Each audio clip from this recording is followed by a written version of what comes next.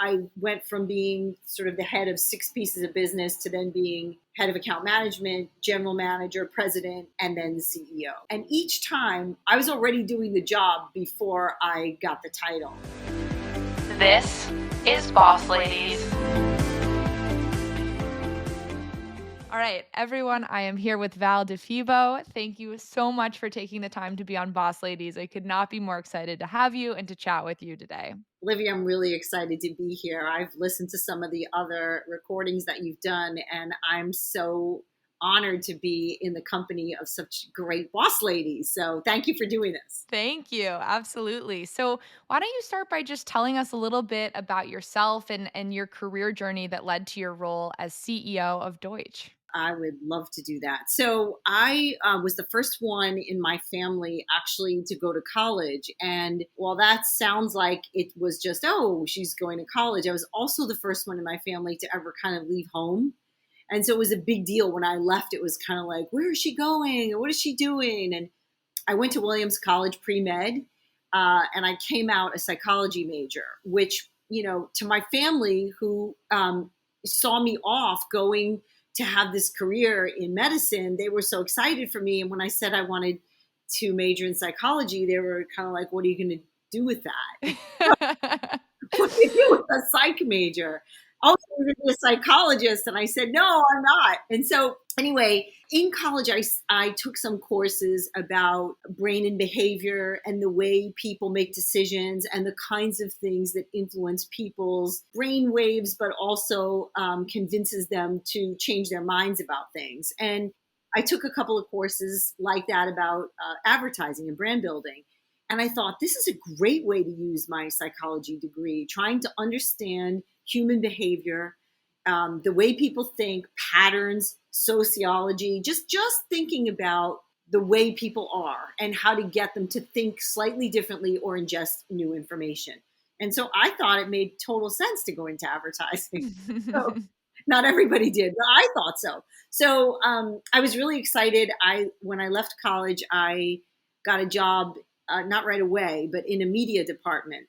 And that wasn't exactly what I wanted to do. I wanted to be in a strategy capacity, or I wanted to think a little bit more about the account role. But that was where there was an opening. So I thought, let me just take it. Let me get in there. And I spent about 3 years in the media department. And it was really amazing. It was such a great bedrock for me. I learned about how to place messages, where people go for information. And, you know, then there weren't as many channels available as there are now. So, but it was an interesting bedrock for me. I understood what it meant to reach people, how many times you had to reach people for them to really take in a message and change their behavior. So that was really fantastic. And then the business I was working on had an opportunity to move into account management on the same piece of business. And so I did that. Mm-hmm. And I did that for a couple of years. And then in 1992, during the election time, I got a call asking if I wanted to work at this really small agency called Deutsch. And I had come from a big agency, probably 600 or 700 people. It was called Wells Rich Green at the time. It was one of the first agencies that was actually founded and run by a woman, Mary Wells. So I was so excited. Yeah, it was amazing. I wanted to work there because I was like, oh, a woman is running this business. Let's see what it's like to work for a woman at the helm. And I loved it. But anyway, so I got this call to work for this agency called Deutsch, which was small, very small compared to, it was like 40 or 50 people compared to 600 or 700. And I thought, well, this could be interesting. And I interviewed with probably 6 or 7 people at Deutsch. And they were some of the smartest people I ever met in my life. I spent probably from 5 o'clock at night till 11 p.m. interviewing, actually. And I met Donnie, Cheryl Green, all of these iconic figures in the industry. And I thought, well, if they offer me this job, I'm taking it, because it's a risk, but it's a measured risk. Because I thought, well, I could always go back and do what I was doing before. I was working on Procter & Gamble. I was learning so much. And so I thought, well, if this doesn't work out, I'll just kind of figure out what to do next. And it was amazing. I went to this place where I was able to help shape the culture, help shape our product. Donnie's vision was to study the marketplace and get quick results, and to be competitive and make sure that you were always building the client's business. And it was so interesting because you had to learn the business, and then you had to make sure that you were making a difference. And Mm-hmm. so I just love that. And I think part of what helped me accelerate in my career Mm-hmm. was that I was always raising my hand and I was always curious. I always wanted more to do. And I thought, well, I have time. I can learn that, or I can make this happen. And so I guess I went from being sort of the head of six pieces of business to then being head of account management, general manager, president, and then the CEO. And and each time I was already doing the job before I got the title. And Mm-hmm. so it was kind of a no-brainer. I'll say that sort of in a weird way. It was a no-brainer from someone who just thought logically about it, but in a business where not many women were CEOs or presidents of their companies, when I was promoted into those positions, it wasn't a no brainer. Yeah. So, Donnie was way ahead of his time, not just with me, but with the other women that I worked with, really giving us an opportunity to be in those leadership roles, in those leadership positions. I love that, and paving the way for, future women in advertising to see that and to, feel represented. That's so exciting and very cool. Yeah, it's interesting. A lot of women, not when I interview them, and not when other people interview them, but sometimes after we have an employee for a while, I'll be talking to them at, we have these new hire orientations where I have wine and cheese with people, or we have breakfast and I talk to people. I say, so what do you like about being here? And they'll say, I came here because there is a real presence, a real women leadership presence here. And it's funny because they don't say that to you in an interview, but it was in the, I don't know, the back or the front of their mind when they were making the decision to come. It always makes me feel good to know that they see that as a point of difference. Yeah, I love that. And I've heard that your leadership style is all about positivity and practicing positivity, leading with positivity. Can you tell us a little bit about how you think about that and then how you actually, action it in practice? Yeah, so I love, my big thing is enable me to say yes, right? I like to say yes. I used Mhm. to have a big neon sign when we were working in an office. I had a big neon sign behind my head that said yes. But I love that.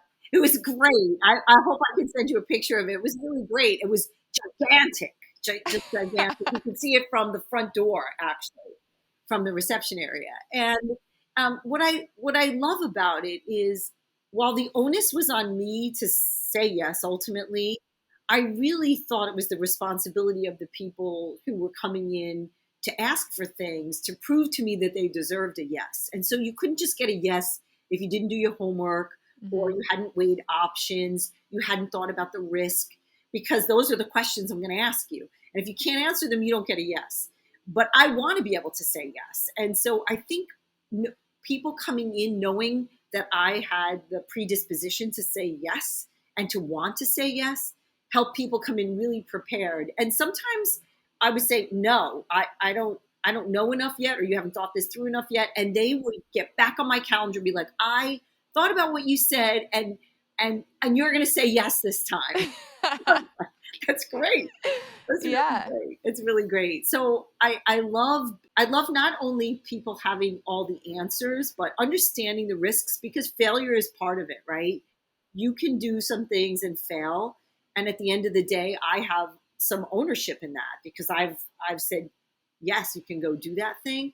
But I want people to know that they have the flexibility and the power to fail and try again. And the sticky part comes when, I don't feel comfortable about failing on my clients' behalf, on our clients' behalf. And so if I see sort of a danger sign, I like to say, yeah, we're not going there. And I'll Mhm. take accountability for that. I won't let them take the fall if I've approved something like that. So, How do you know when to decide whether to let someone fail versus whether to, like, how do you make that decision? well, sometimes things are not the way you would do them, right? And so what's been a learning experience for me as a type A control freak kind of person, I feel you. it's like, as you, one of the things that I'm sure a lot of your boss ladies have told you is, as you graduate from being the person who does the work to the person who's accountable for the work, but obviously can't do it all, you have to trust people. You have to let them do it their way. And you have to trust that their way is a good way as well. And so sometimes when you think about their way, you think that's not going to work. They're going to fail. And a lot of times they actually prove to you that no, it's just not your way.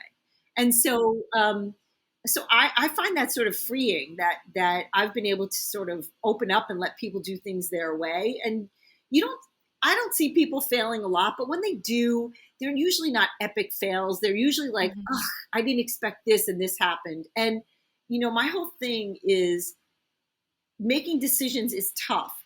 But if you make a decision knowing that when you get new information, you can make another decision, then that's freeing, right?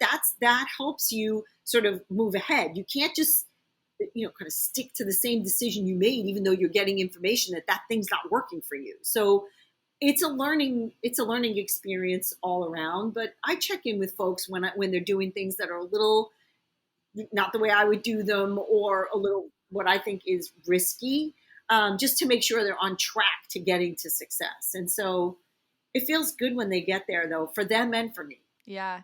No, I think everything you've said is super, super important. And any managers or future managers, anyone listening, I mean, it's hard when you see someone doing something differently to know that it's okay to let them do it differently than maybe you would do it. And like you said, you only have so many hours in the day. So if you're trying to do everyone else's job, like you're never going to be able to get anything done. No, I mean, and also the more you become responsible for, the more you realize my hands can't be on everything.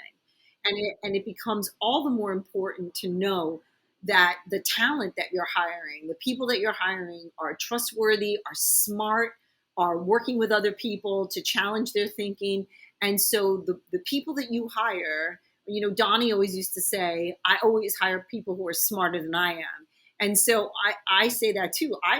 You know what? I oversee our tech and AI divisions. Mhm. I I don't pretend to know what they do, but I know the questions to ask them, and they know what they're doing, and they do some great stuff. They make great things. They think great things. They go out and talk to the world about the great stuff that they're doing, and I'm really proud of them.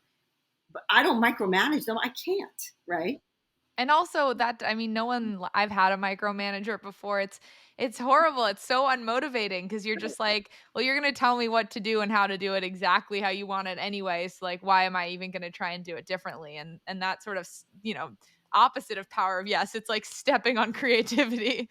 Right. And how are you learning, right? So I always like to ask people when they say, how should I do this? And again, another thing that I learned from my boss, Donnie, I would go in and say, I have this issue, right? And I'm not sure what I'm going to do about it. And he would say, okay, what are the three ways that you thought about doing it? Why don't you tell me the three ways, or two, whatever it is, and then let's talk them through. And I would tell him my three ways, and he'd say, which one are you leaning to? And I'd say, number one. And he'd say, yeah, right. And if that's what your gut is telling you, that's what you should do. But he more was there for support and for poking holes at things that I was unsure about than to tell me how to do it. And so that felt, you actually felt so great about, I learned something, I'm using what I learned, I came up with a solution myself or with my team, and I'm presenting it. It's empowering. And I hope that's what I ask my folks, right? How do you want to do this? What's the way that you want to tackle this? Might not be the way I would do it, but let's see if it works, and then we'll do it again. It's great. Yeah. Great. No, I think that's great. And how have obviously we've all had to adapt this last year and a half now at this point almost, to working from home and to, collaborating, communicating differently. How have you kept that power of yes and positive atmosphere as you've shifted to a remote setting? We have a very strong culture at Deutsch, which is really great. And I think part of what we did there, we've continued to do from home. So Mm-hmm. we have a huddle every Monday morning. And in that huddle, it used to be in person. I would update the agency. And I'll tell you an important story about this, actually. A few years ago, we said, how can we be better leaders of this agency? And we had all of our top leaders in a meeting having this conversation. How can the leadership team be better leaders? And they Mm-hmm. said, we need to know more about what's happening at the agency. And I said, well, I sent out emails and stuff. Like what? And they said, no, like, what if we did like like some kind of agency town hall every week or something? And I was like, whoa, that's going to take forever, But and then someone else said, why don't we do like huddle? So literally like 15 minutes every Monday morning, we get together and Val, you update us. And then if anyone else has stuff they want to, throw in there, they'll do it. And it's amazing. We have 100% attendance at these meetings, even remotely, even while we've been home, Mm-hmm. all summer long, people dialing in 10 o'clock Monday morning. And I tell them, sometimes I tell them, what's happening at the agency with new Mm-hmm. business or with current clients or with brands that are out there that we think are interesting. And then we have a creative update, a digital update, whatever happens, whatever people want to talk about, new hires. And that's been one way to ground the whole organization every week. And then every Friday before the weekend starts, I've only done it once on Saturday, but usually every Friday I send Yeah. out an email that to the whole agency saying, this is what happened this week. This is what we're looking forward to next week. And, Mm-hmm. hope you all have a great weekend. Thanks for working so hard. And in between all of that, we do game nights and scavenger hunts, and we have a high intensity fitness class. We have yoga and meditation and cooking classes and coffee clatch, which was a time when people could just get together and talk about whatever's on their mind. And sometimes we talk about what will sustainability look like when we get back and how Mm-hmm. have we grown in that area, or we'll just talk about somebody was in a play last week in a virtual play. And it really fosters an environment where people collaborate and want to be with each other. And there's a positivity and optimism about that. And so, while I like to say yes, what I've noticed is that yes culture, the being together and being able to tackle things together has really permeated our work from home environment as well. So it's been really, I think it's been remarkably productive and Mm-hmm. efficient. Although I will say, I'm really looking forward to seeing everyone. Yeah, I definitely relate to that. But Yeah. it sounds amazing. I mean, it sounds like by opening these different, communication channels and just being really transparent with everyone, it's really created more excitement and enthusiasm around where you're going and what the vision is. So I think that's really cool. I do want to jump topics a bit Okay. and talk a little bit about what it's like, being in a very corporate leadership role, but also in a really creative and exciting industry. I mean, what's that like? I imagine it's really fun, but also can be challenging at times. Can you talk to us a little bit about that? Yeah, I mean, it's interesting because I wouldn't I don't classify what we do as corporate or Yeah. bureaucratic at all. It is a very creative industry, and so we're constantly trying to figure out how are we going to move business, how are we going to Hmm. innovate so that our clients get the most up, like fresh and interesting and relevant and motivating ideas to move the target to do something about their brand, right? And so I find that interesting and motivating and inspiring every single day. The part of my job that's more sort of, I don't even know if I call it corporate, but I report to a holding company, and so I'm accountable for a P&L every quarter, and I have to make sure that we are running a fiscally solid, thriving company. And so Hmm. sometimes those two things can be at odds because you want to spend all the money you can to do the best work that you can. Hmm. And then on this side, you have someone saying, well, don't spend all the money, spend the money you need to spend, right? And so Hmm. But when you've been doing it a long time and you have great, smart people working alongside you, that look at structure and look at how to deliver resourcing efficiently, I think it works. It works fine. I'll say, as a woman in a position like that for a long time, uh, it wasn't always easy to be taken seriously by other people who ran companies who were traditionally male, Hmm. in those same roles. Yeah. Um, so that's been, and especially because not all women, but me, I have a little bit of a different style, in managing my people. I have a lot of empathy. I always believe that if you give people the time to do the things they need to do, take their children to the doctor, go to the dentist, go to a soccer game or a baseball game or the theater or whatever it is with their families, that they will work twice as hard for you because they know that you care about what's important to them. Yeah. And not, that's not always popular. That wasn't always popular. I think it's a little bit more popular now. It used to be kind of, if your face wasn't at work, then, were you really dedicated? And my thing was, if you were doing your job, then go do what you got to do. And Yeah. I trust you to come back and be able to do what you've got to do for your office mates. And it also, I think it fostered a culture of people, having each other's backs, not in an abusive way, but in a way of like, oh, okay, you've got to go to the dentist, or you have a Hmm. doctor's appointment, and I'm going to take my kid to first day of kindergarten tomorrow. And people would get each other's backs, and they would know that someone had theirs if they needed to do something. And that kind of trust in your own sort of group and that kind of collaboration really, I think, leads to a great culture, because you all know you don't abuse it, but you do what you got to do and you do your work. Yeah. Honestly, very forward thinking because I feel like now, it's even more important to trust everyone. So I think that's awesome. Well, now we've learned sort of by fire that Yeah. flexibility, organizational flexibility.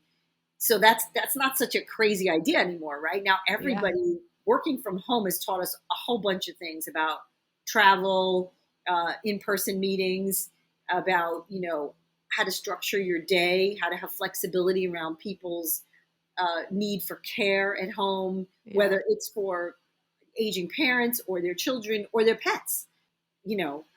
So there's a whole new there's a brave new world out there that we're all facing right now, Yeah.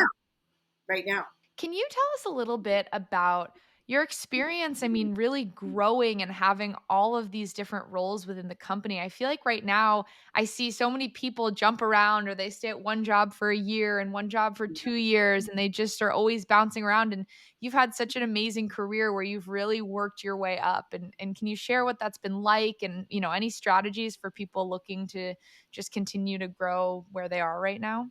Well, for me, I have, and I've always had great faith in the Deutsch brand, right? Mhm. Brands mean a lot to me. And the Deutsch brand has a definite feeling to it. It has values that are different than other agencies. And so, we're a little bit scrappy. We're very forthcoming. I tell it like it is, and I expect people to tell me like it is. Mhm.